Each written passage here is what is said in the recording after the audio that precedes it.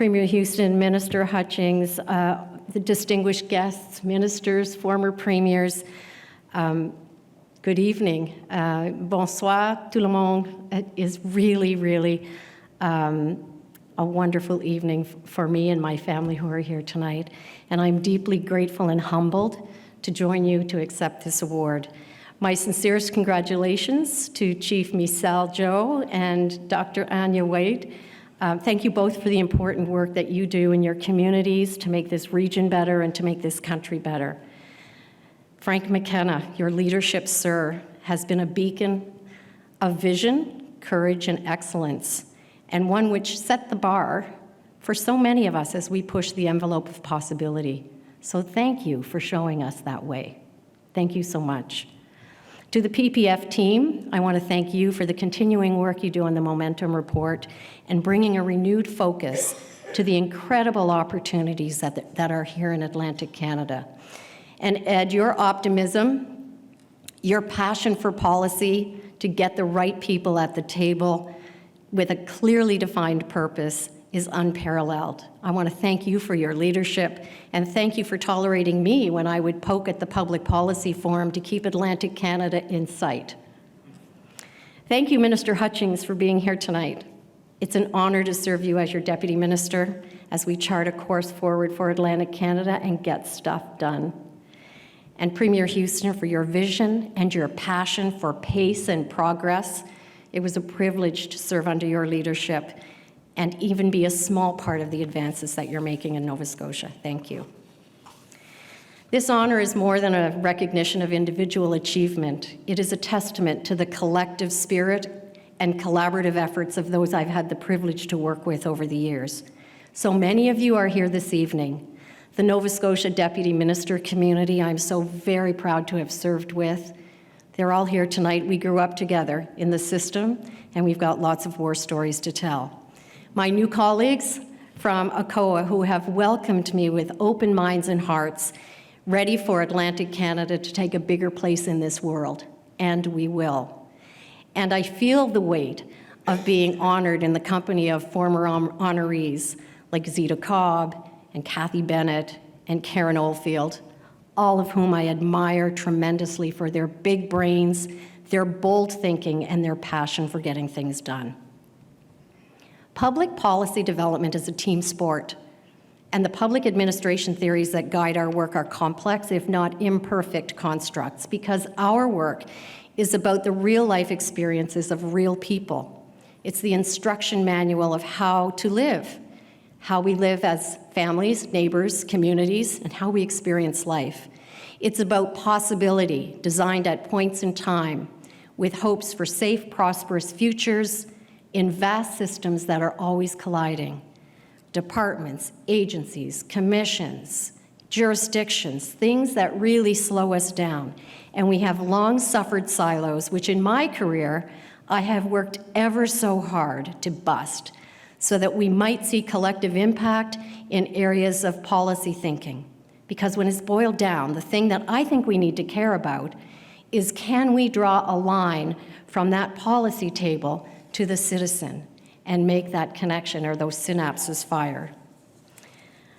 What we do in public service means making decisions and giving advice that influences the lives of people.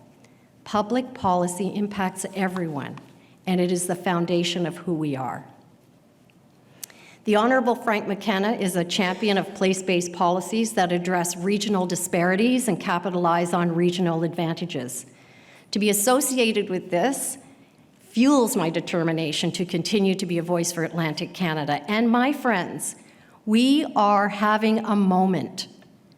We are having a moment that must be seized, and we must run with it, because the indicators tell me if we do, 10 years from now, our children and our grandchildren will be living in an Atlantic Canada that is an economic powerhouse. On July 1st, 2023, the population of Atlantic Canada was 2.6 million people. That's a 2.8% increase over July 1st of 2022, which might not sound like a lot, but it's the strongest annual growth rate here since 1952.